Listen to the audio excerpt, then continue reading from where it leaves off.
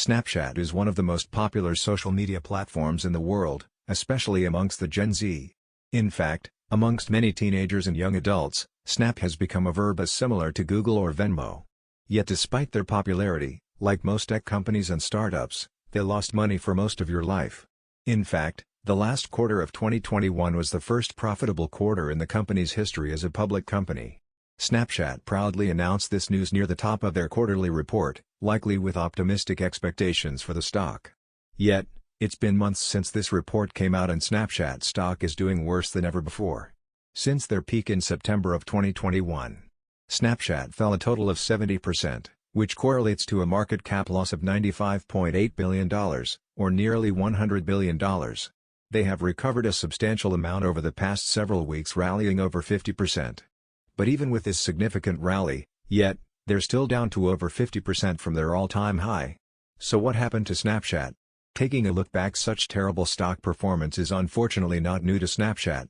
In fact, for most of Snapchat's public life, their stock price has performed horrendously. For example, right after Snapchat set an all-time high following their IPO, it proceeded to crash at 3%. And this wasn't some quick 3 or 4 months crash like the COVID crash either. This was a long and drawn-out sellout that lasted nearly 2 years. By the time the sell-off ended, Snapchat was literally a penny stock, coming in at less than $5 per share. This wasn't to say that Snapchat was fundamentally performing bad though. In fact, Snapchat is yet to even have a single negative quarter in terms of revenue growth. Nonetheless, it seems like investors don't want any part of Snapchat. And that brings us into Snapchat's first shortfall, which is a lack of a strong investor base. Despite being on the market for over 5 years now, Snapchat has struggled to attract investors because they lack a differentiating factor. Now, users of Snapchat would likely disagree with this statement, given that despite Facebook and YouTube's best attempts to replicate the best features of Snapchat like stories, most Snapchat users have preferred to continue using Snapchat for specific use cases. It seems like Snapchat has mastered casual conversations better than any of their competitors. But from an investor's perspective, who cares if Snapchat fulfills some niche role within young adults' lives? On paper, Instagram is superior in almost every way. For example, in terms of demographics, 18 to 24-year-olds are Snapchat's biggest customer base, and 13 to 17-year-olds make up nearly a quarter of their user base.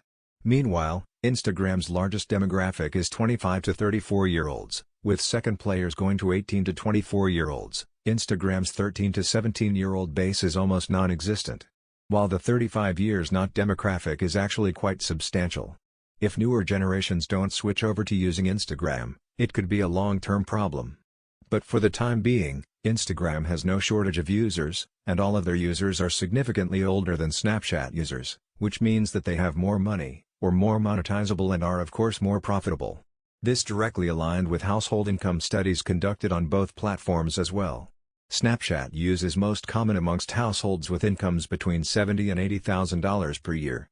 Meanwhile, Instagram use is most common amongst households with incomes above $100,000 per year.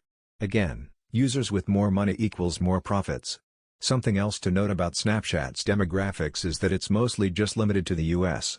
Snapchat has 109.5 million users within the US, with just nearly more than all of the users in all these countries combined. If we take a look at Instagram's usage by country, we can clearly see that it's a lot more spread out, especially amongst emerging countries. So from an investor's perspective, there's very little reason to bet on Snapchat over Facebook. If you want to talk to millennials and older, Instagram is the way to go. If you want to target people with money, Instagram is the way to go. And if you want to target emerging countries, Instagram is the way to go.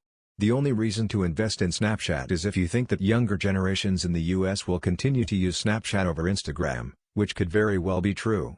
But for this to become a financial advantage for Snapchat, we'll likely have to wait another 5 to 10 years at the very least, and in the meantime, Snapchat will likely remain the underdog amongst investors. Aside from Snapchat's unlucrative demographic, Snapchat was also hit hard with Apple's privacy changes that rolled out last year. If you guys aren't aware of this yet, in April of 2021 Apple rolled out a feature called the App Tracking Transparency. This feature allows users to choose if they want to let third-party apps collect data regarding their use, search for advertising purposes. And as you would guess, basically everyone opted out. According to this study, only 4% of Americans were opting into tracking. And I have a feeling that a lot of these guys may have accidentally pressed allow. Snapchat CEO Evan Spiegel was actually a big proponent of this move.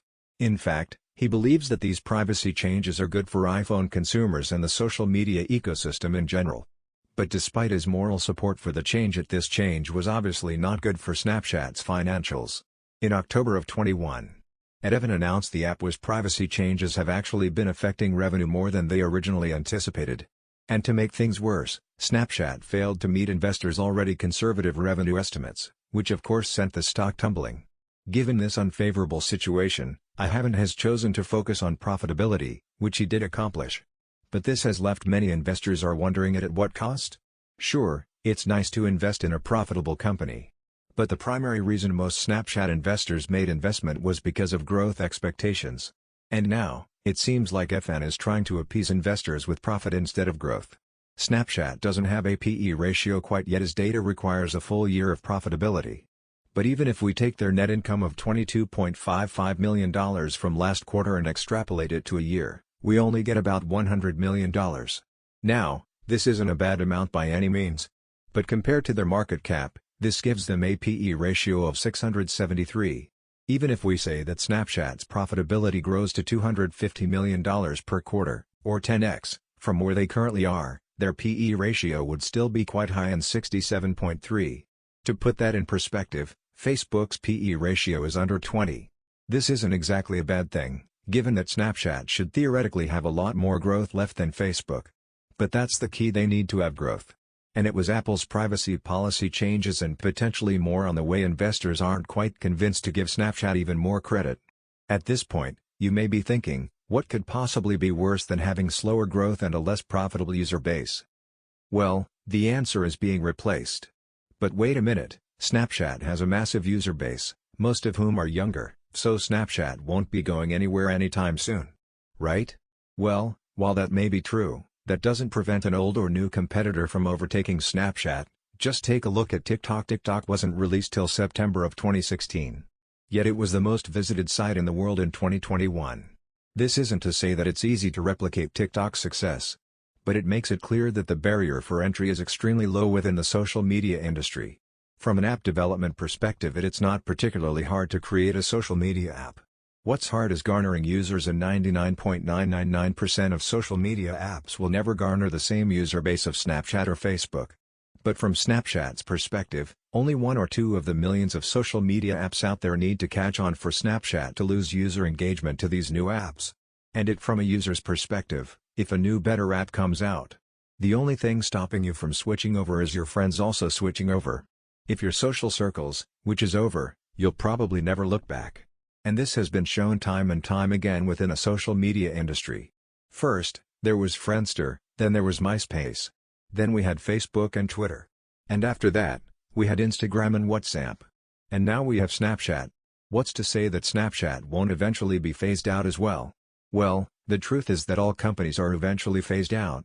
It's just that the phase at the top is rather short-lived for social media companies due to their low barrier of entry, like Apple, for example. They also won't stay at the top forever. But think about how much more difficult it is for a company to come out with a smartphone and convince you to pay several $100s for it, as opposed to an app developer coming out with a social media app and convincing you to give it a shot. Obviously, the latter is magnitudes easier, which is great for competition and evolution, but not great for investors. For example, just take a look at Twitter stock. They really haven't moved in nearly a decade.